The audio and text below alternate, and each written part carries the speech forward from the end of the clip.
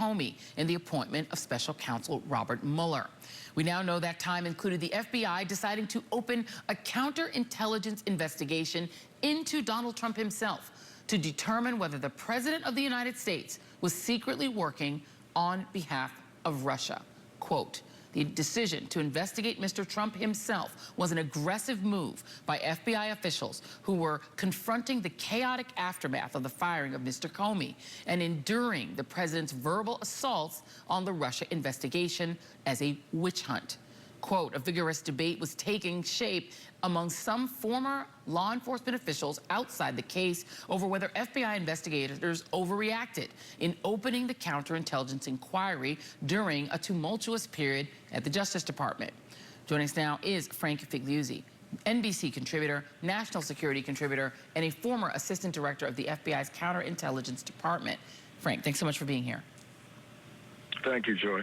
I just want to start by asking you what jumps out to you as given what you've done, for a living in this reporting.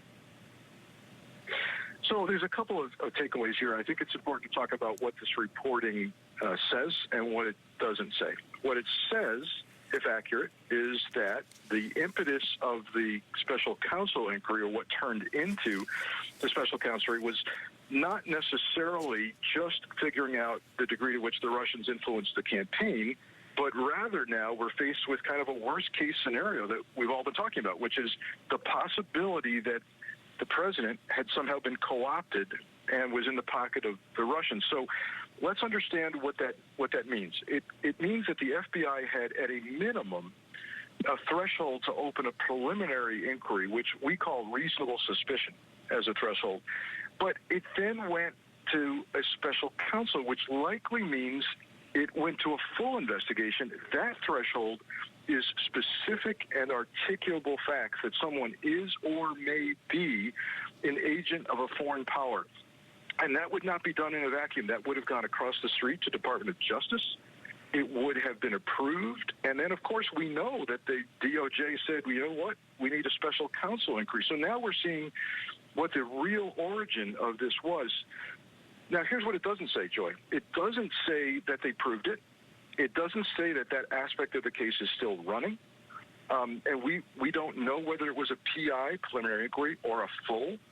So there's some unanswered questions here, but it is really sobering to think that maybe, if this reporting is right, that Donald J. Trump, that name was in the header, in the subject title of a counterintelligence investigation. You know, and Frank, there have been several instances of things that Donald Trump has done that have really raised the alarms and put people's hair on fire about what he's doing and why. You know, mouthing Russian talking points on the invasion of Afghanistan by the Soviet Union, the performance in Helsinki, and the solicitousness with which he deals with Vladimir Putin in general. But in this this reporting in the New York Times, they point out one thing that Donald Trump did that caused the FBI to feel more confident and validated in taking what was an extraordinary step, as you just said, in opening this preliminary inquiry into the President of the United States.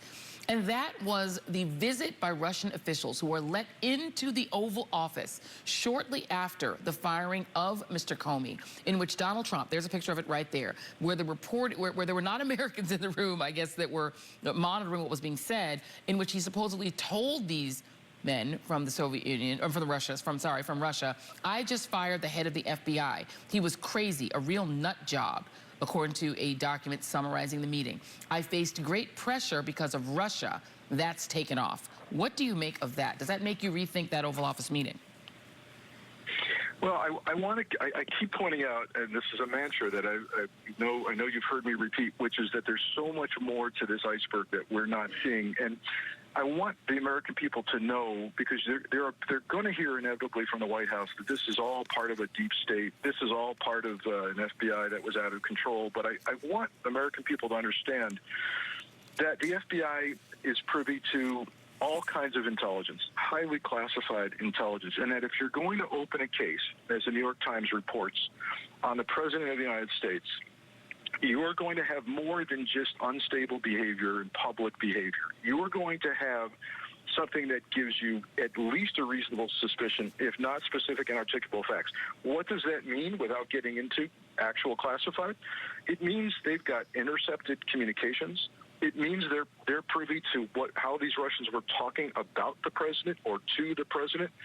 So when we hear that a case was opened on the president, based on my 25 years of experience and having run the counterintelligence division, I'm telling you there's more than just the crazy public behavior to this. Wow. Frank Figliuzzi, former assistant director of the FBI's counterintelligence division. Thank you so much for making some time to be here tonight. Thank you. Thank you, Joy. Thank you. Wow, what a Friday night. Much more to get to.